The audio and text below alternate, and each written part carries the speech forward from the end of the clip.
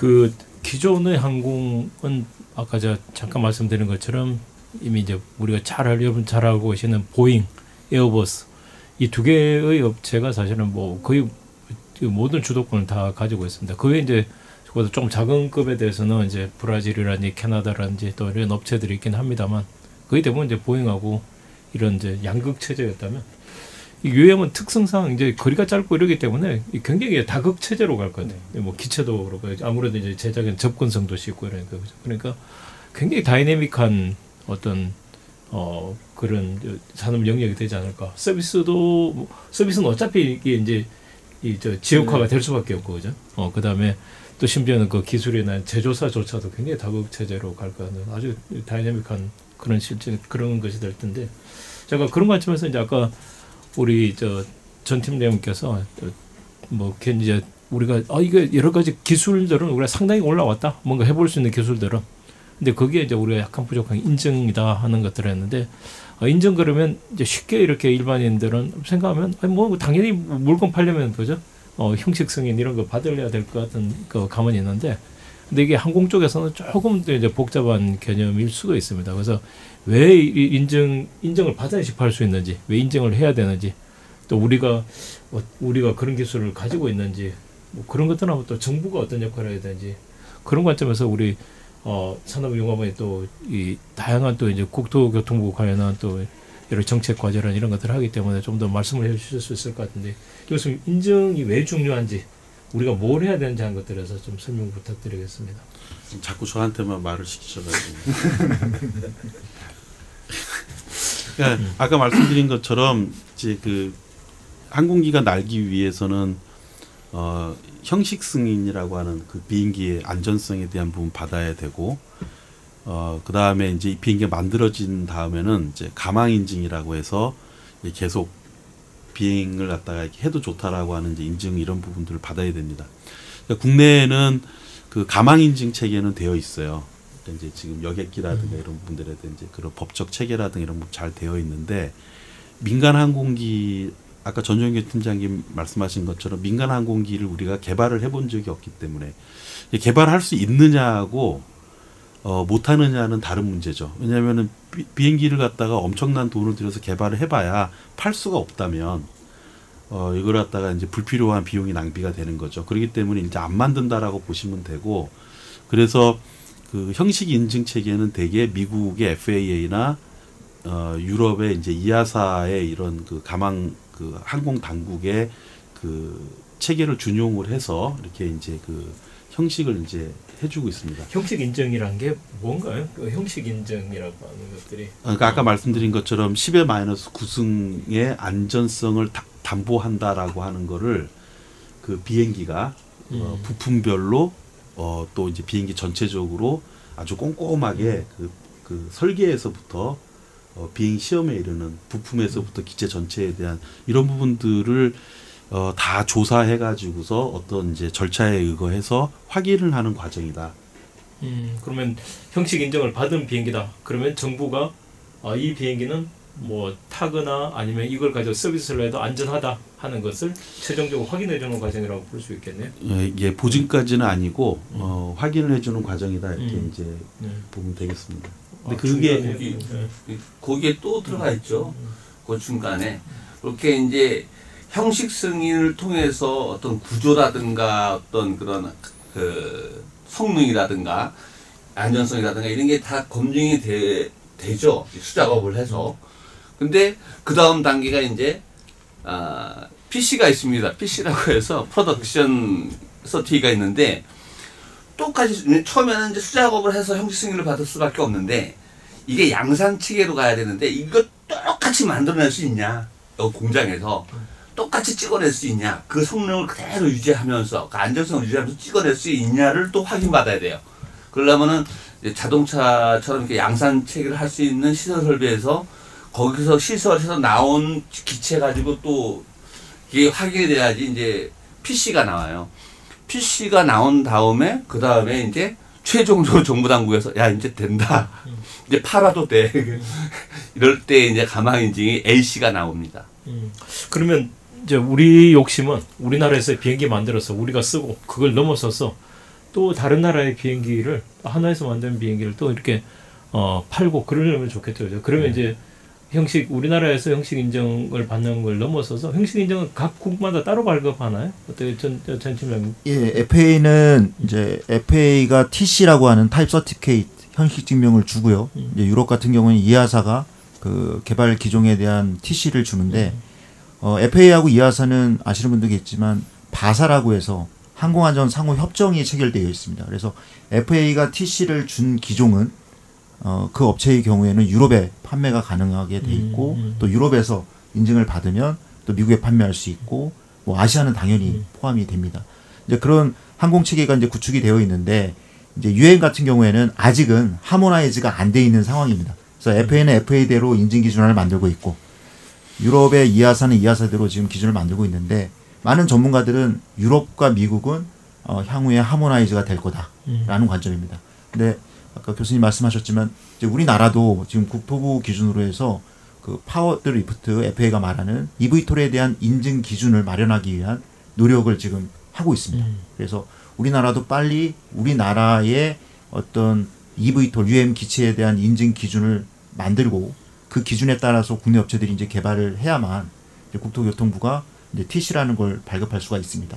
근데 여기서 문제가 이제 국토교통부를 통해서 TC를 발급받으면 이제 수출을 할 수 있게끔 미국이나 유럽과 같이 큰 시장에 있는 항공 당국과 바사 체결을 통해서 이제 국내 기업이 수출까지 확장할 수 있는 그런 제도적인 기준을 우리 국토교통부가 국가가 좀 만들어야 되지 않을까라는 관점이고요. 또 아까 안광과장 말씀하셨지만 프로덕트 서티피케이트 제작 증명 같은 경우에도 우리 국토부가 바사의 형식을 통해서 좀 그 틀을 만들어 놓으면 이제 국내에서 하나에서 생산된 기체도 이제 유럽이나 미국으로 수출할 수 있는 저희 이름으로 뭐 이런 틀을 만들 수 있지 않을까 싶습니다.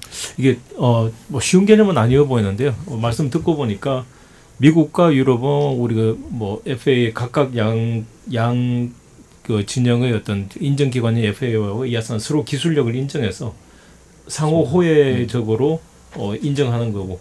근데 우리는 사실은 우리가 만든 여객기가 지금까지는 없었기 때문에 미국에서 하면 우리는 거의 자동으로 들어오니까 일방적인 관계였다고 볼 수 있겠네요, 지금.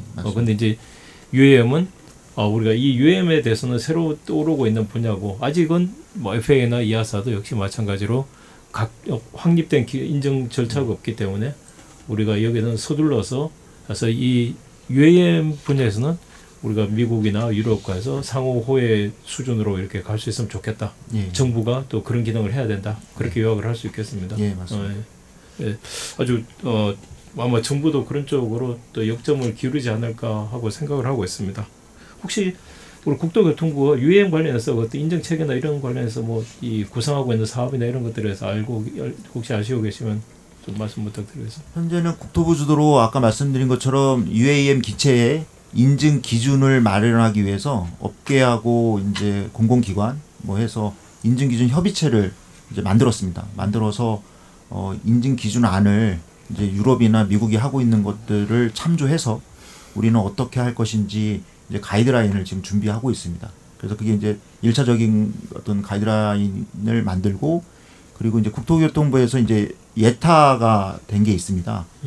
항공 UAM의 안전인증체계 구축이라고 해서 예타가 이제 통과된 게 있는데 제가 알기로는 내년 한 1, 2월 정도에 공고가 나오고 그 정부 과제를 통해서 UAM 기체의 어떤 인증 기준안 그다음에 MOC라고 해서 적합성 입증 방법을 뭐 이렇게 만드는 그런 과제가 기획이 돼서 공고가 나오고 이제 관심 있는 업체들이 이제 참여를 하게 되면 그 과제를 통해서 또 기준을 또 마련할 수 있지 않을까라고 생각하고 있습니다. 예, 우리 정부가 그렇게 꾸준히 움직이고 있다는 것은 뭐 상당히 위안이 됩니다.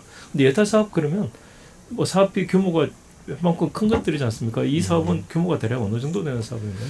국토교통부 예타 지금 기획하고 있는 게 UAM 쪽으로 한 1,000억 정도 되는 걸로 제가 알고 있습니다. 그래서 그 1,000억 안에 이제 여러 과제들이 있는데 그 과제들 중에 또 이제 인증체계 구축 과제도 있고 또 교통관리와 같은 인프라, 버티포드도 포함되어 있습니다. 거기에 미래를 타겟으로 R&D를 하는 그런 과제들이 많이 있습니다. 그래서 관심 있는 그건 제가 이제 거기에 참여를 해서 제가 간단히 좀 말씀을 좀 부가설을 드리면 그게 이제 원래 예산은 한 3천억 정도가 넘는 그 예산이었어요. 예산이었지만 이제 그 예산을 하는 과정에서 이제 여러분들한테 의견을 받거든요. 그래서 최종 결정된 게 한 1,047억 전부 팀장 말씀한 그 정도 됐어요. 3분의 1 토막 난 거예요. 네, 3분의 1 토막이 났죠. 근데 그 부분에서 뭐 저도 좀 참가를 하고 뭐 여러분 했지만 상당 부분들이 우리가 어떻게 보면 그 돈이 조금 더 유용하게 쓸 수 있는 분야가 좀 있는데 어떻게 보면 그게 굳이 이게 필요할까 하는 부분에 또 그 제안들이 올라온 것들 많이 있었어요. 그래서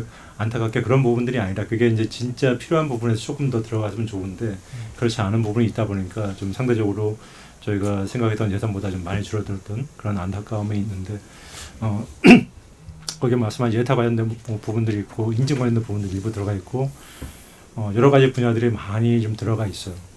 그리고 제가 그거는 이제 그 정도로 마무리 짓고 제가 아까 인증 관련해서 하나 제가 최근에 그 조비 관련돼서 제가 2주 전에 저희가 이제 컨소시엄이 저희가 미국 쪽이다 보니까 이제 온 내용들이 있어요. 그래서 아마 그 조비 같은 경우가 우리가 그 굉장히 관심을 갖는 이유가 물론 조비 자체가 뭐 뛰어난 기체이고 하지만 더 상징적인 것은 조비 자체가 상용화가 좀 돼줘야 다른 기체들이 그 다음에 후발적으로 계속 상용화되면서 이 시장 자체가 커질 수가 있는데 조비의 상용화라고 하는 부분은 인증해서 조금 더 시간이 걸릴 것 같다 하는 부분에 이제 얘기가 있었거든요. 그게 왜 그러냐면 기존의 조비가 인증하는 절차는 거의 기존의 상당 부분은 우리 페이퍼에 의한 인증이었어요.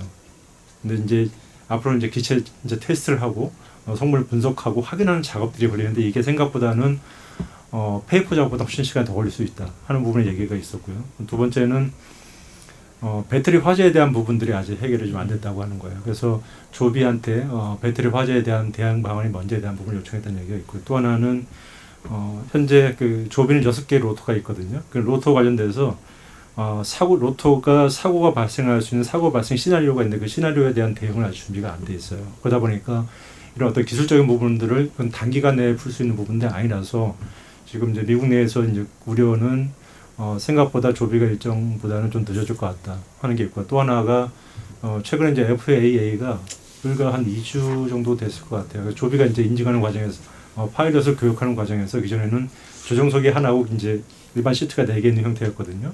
근데 조비한테 요청한 건 뭐냐면 너 조종석 2개 시트를 기체를 갖고 파일럿 교육을 시켜 하는 과제를 줬어요. 불과 2주 안 됐거든요. 그러면 이건 굉장히 또 다른 문제가 될 수 있거든요. 기존에 조종사가 또 나와줘야 이 산업이라는 게 생태계 형성이 되는데 조종사 1명 있는 형태로 지금 됐는데 조종사 2명 있어 교육할 수 있는 그런 형태를 갖고 너희들 해 하는 지침을 불과 2주 정도의 얘기를 전달됐거든요. 그렇다면 또 다른 인증 문제와 더불어서 또 다른 우리가 이제 조종사라고 하는 수급 문제에 대한 부분들, 교육 과정들 이런 부분들을 다 준비하는 회사들은 굉장히 또 충격을 받을 수가 있죠. 지금 뭐 오버웨어 같은 경우도 조종사 하나인 기체 갖고 지금 준비하고 계시잖아요, 그죠? 근데 만약 2개 정도를 갑자기 만들어라고 한다면 이건 또 다른 문제가 될 것 같거든요. 그래서 최근에 그런 이슈가 있어서 저희 이제 컨소시엄 내에서 지금 그 얘기를 자 지금 미국에서 이렇게 한다. 그래서 야, 생각보다 조비가 늦어질 것 같아 하는 얘기들이 또 최근에 또 논의가 되고 있습니다. 예, 아주 정말 다이내믹한 곳입니다. 그래서 이게 그건 이제 처음부터 그런 기준들이 확실하게 그죠? 모든 것들이 이제 이미 되어 있는 것들과 그대로 따라가면 쉬울 텐데 처음이다 보니까 지금 한국도 마찬가지고 그러니까 이게 어떤 면에서 이제 나중에 보면 변명이 될 수도 있지만 어떤 면에서 진짜 이게 후발주자들이 조금은 느리는 반사이익일 수도 있고